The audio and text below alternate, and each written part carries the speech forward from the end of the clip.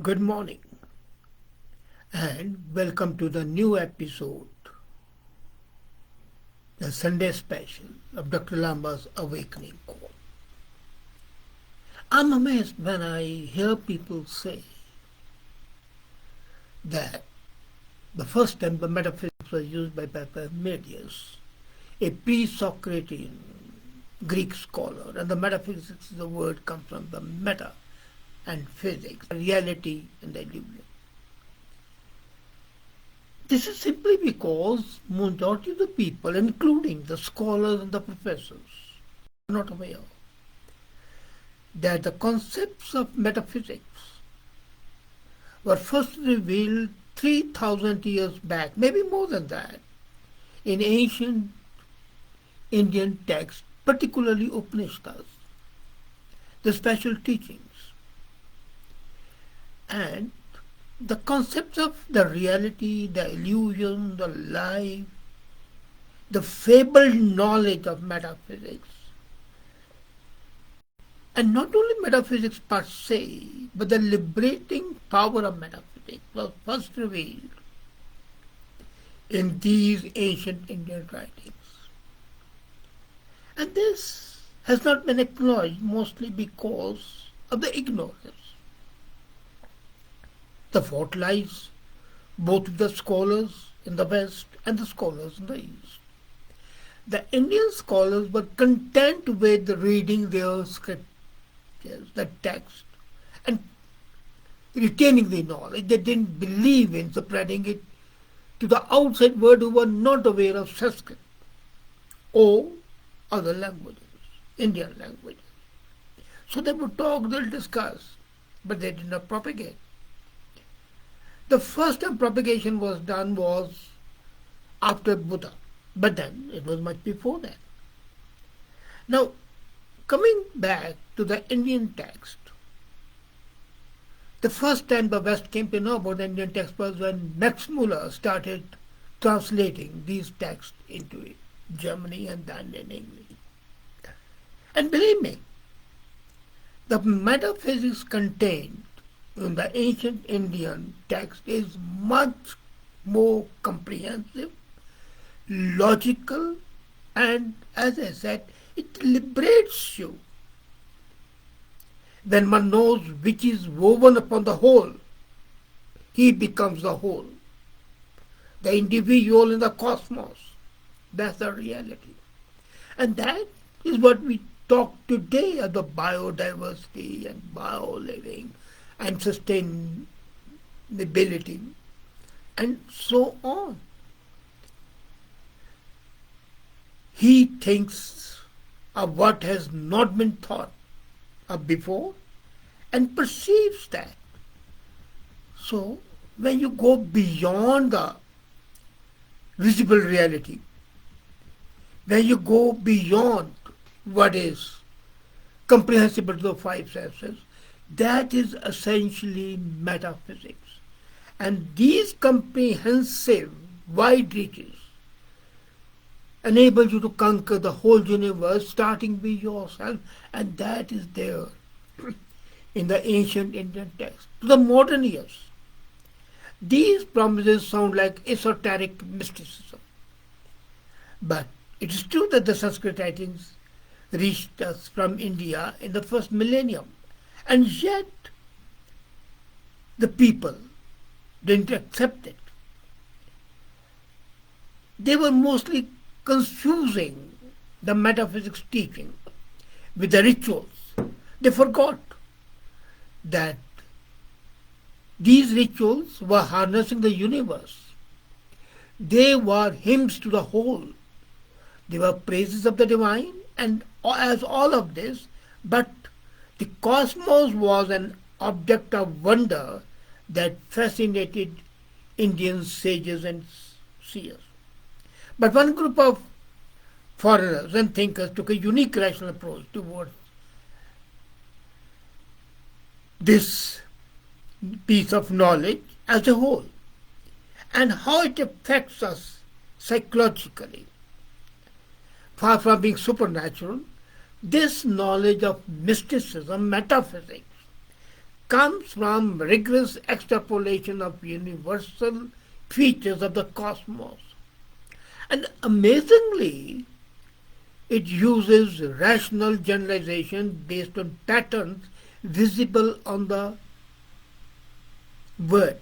Even those things which we comprehend with our senses, they are metamorphosized, they are changed, they are altered to understand the ultimate reality. In short, philosophy, the Indian philosophy, is just metaphysical truths based on inference.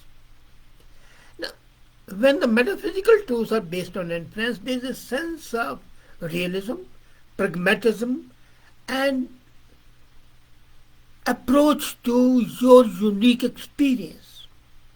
And that was a possibility, and that generated the means of the greatest happiness. Now, why this high opinion of metaphysics? People think it's one of the civilization's most impractical pursuits, even now. But early Indians had pleaded with the gods for rain and cattle, sons and warriors, wealth and health. And we still have their words in the Vedas, some of the oldest texts in the world ever written. These were precisely the prayers we would expect of any early community. But around 600 BC, the ability to perform rituals was no longer enough to win favor in the royal courts of Indo-Gangetic plains. By that time, they were atheists, and they are part of the Hindu culture. Agnostics and skeptics, they were increasingly numbered, and experts in the Vedic rituals then started interacting with them, observing the forces of nature, and then the answer came in the public's growing worry about existential problems. This existentialism which we talk of in Kierkegaard today was in fact in Upanishads, because that dealt with a mortal life which seemed more than a flame stuck over an open ocean at night. So the human minds shine with a brief, faint spotlight to the immensity of the universe. And as the frustration of the thinkers and the people grew, ancient Indian inhabitants become obsessed with a new challenge. And that challenge is today what we call science. This was changing our minds so as to alter the very nature of life and improve it from the bottom up. Mental disciplines became all the rage. And consider this, ascetics developed an arduous new concentration meant to purify mind. Now, this sort of thing, the ascetics going to jungles, thinking, ruminating, reflecting, and then coming up with a mental discipline, that was undistracted stream of consciousness. The same stream of consciousness which Virginia Woolf then uses in her novels. And then was born yoga. And then a young prince named Siddhartha Gautama gave up his inheritance. And what did he do? He taught a way to deconstruct the ego and desires, becoming the Buddha. Now, places like Athens and Alexandria are deemed to be the idea markets peddling possible ways to transform themselves. But each Gurukul in India, leading to Nalanda and Texla University, were the breeding grounds of the ideas which were unfortunately not known to the people outside India. Even the word of ideas is mostly a mystery. Most of the life's potential experiences were basically used in fables. And those ideas passed on ancient Indians as a part of their life. And then they slowly started getting out through the trade routes first to Persia, then to Greece. And the Greek philosophers adopted them and presented them as their own. This hunger to know we will never see with our own eyes. And what happened? Mostly what happens is we bury our minds in urgent tasks and forget the important ones. We spend our energy in entertainment, we crave more, we create new stories, and vision experiences we might have had. And then the Upanishad says us, this is fine, you have that. But after the experiences, then what? What is the overreaching truth? And could you not align yourself with a global and not with a local, with the eternal and not with the mortal? Now, if that is not metaphysics, what is metaphysics? So these Indian ancient texts encouraged human beings to lead life on a larger scale.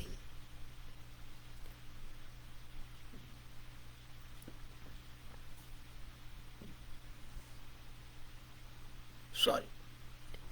So then what happened? The philosophers, I call them the axial age, 3000 years before Christ. And our mortal body was a passion for many philosophers of that age. But then they expanded to cross-culture encounters. And the cross-culture were agnostics, atheists, believers, forces of nature, biodiversity.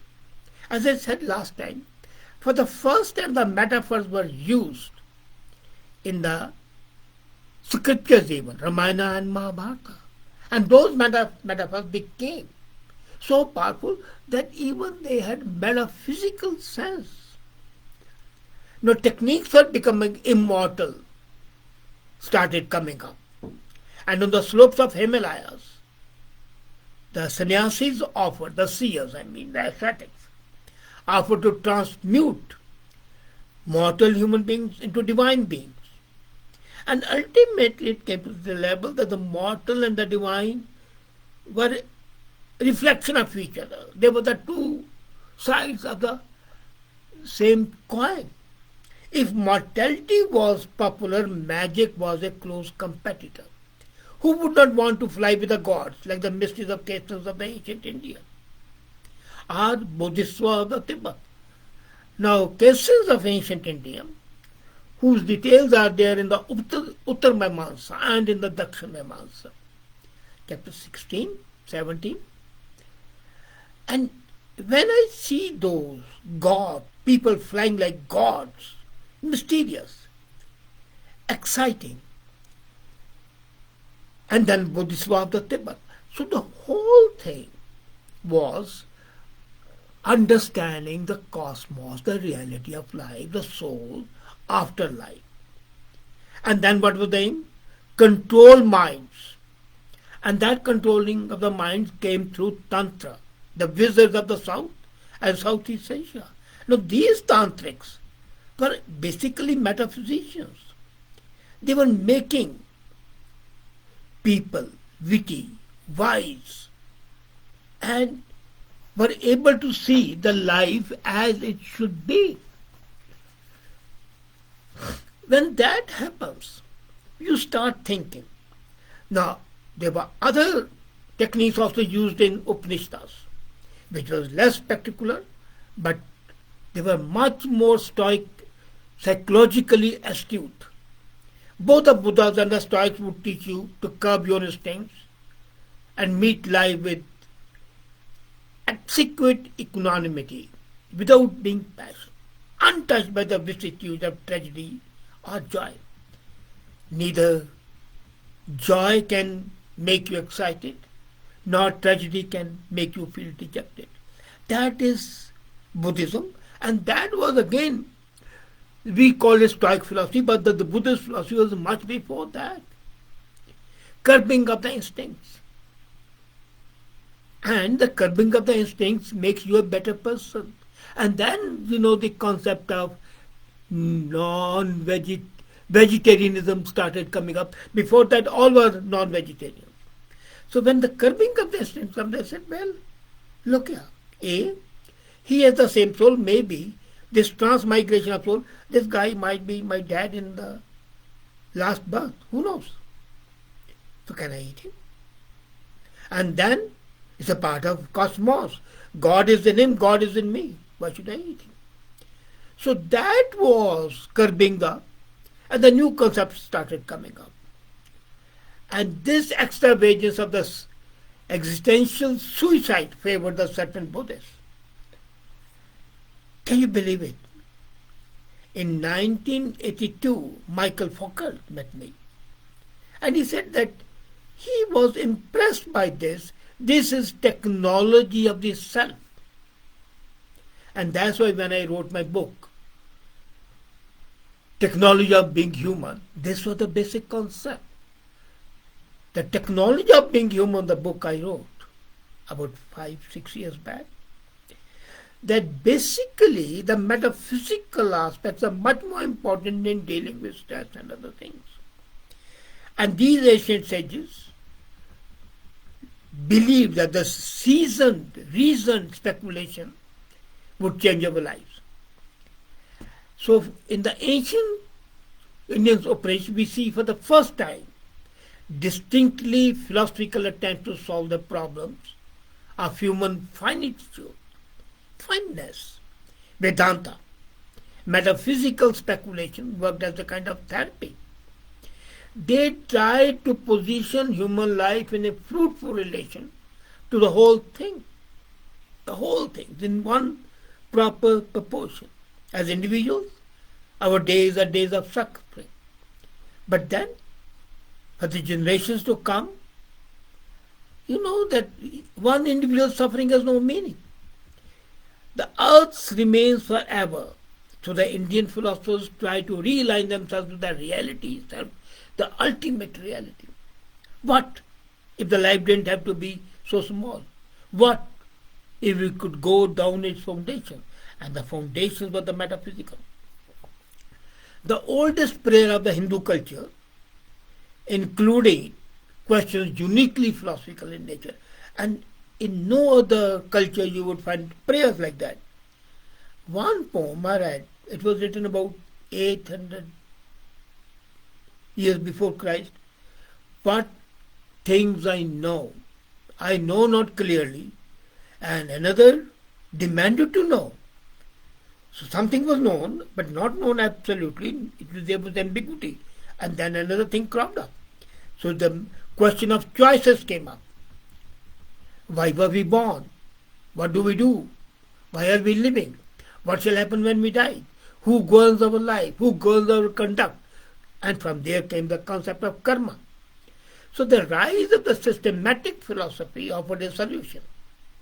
And this method was used, induction, and then it led to deduction. Now induction is a process of generalizing new information and abstract principles from visible world. And deduction is discovering unseen truths hidden within our knowledge. And these two processes are now with the base of scientific temperament. And Upanishads used induction and deduction method long back. When I read Mundaka Upanishad, I was impressed the way it tells us the mind is an arrow able to send thought deep into the imperishable nature of reality. So strike it. But this was not mysticism per se, let's be very clear. It was the reasoned speculation on the fabric of the word to change our words. So, that was the real metaphysics. So when one Vedic seer asked, what was the forest? What was the wood which heaven and earth were formed? Let the wise seek with their intelligence that place in which all things are carried. So, as a matter of fact, Anuman, inference, induction, deduction. These were the base of that. And then, Samakhya Kranka is particularly Satkarma. This caused, for the first time, now the Germans adopted and the Greek adopted, but Satkarma theory is a theory of causation. And that teaches that all things, past, present, always exist in a subtle potential form as a part of the material that constitutes it. And then we call it an 18th century one. So human beings did not need a greater quantity of life. They wanted elevation to higher quality, not quantity. And this was basically metaphysical approach. You can live in Oxford this year and you can share your experience with Thailand or in USA through internet. But the experience with the other world, through the mind traveling, was something beyond comprehension at that time. So ideas seemed trivial at that time. But it's interesting that this metaphysics leaves humans very curiously confession of the matter, and matter constrained consciousness. And Greeks followed it, and both then Indians and the Greeks believed in reincarnation. Can you believe it? Even the Greeks, when they read about the reincarnation, accepted it, that human soul travels. Thus, becoming the word means living from perspective of reality and knowingly contributing to it. And that is what the modern existentialists say, shepherds of the being.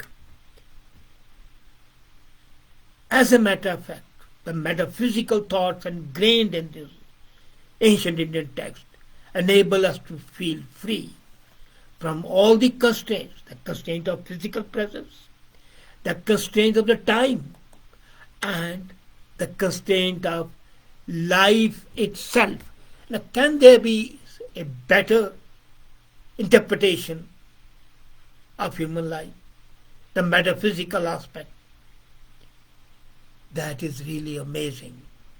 And the study of these texts, Upanishads, Mimamsas, Shastras, Vedas, is something which opens a new vista, and each chapter, each book has the gems which are now being used by the modern philosophers and the thinkers. But the seed was all there in the ancient Indian text. Thank you.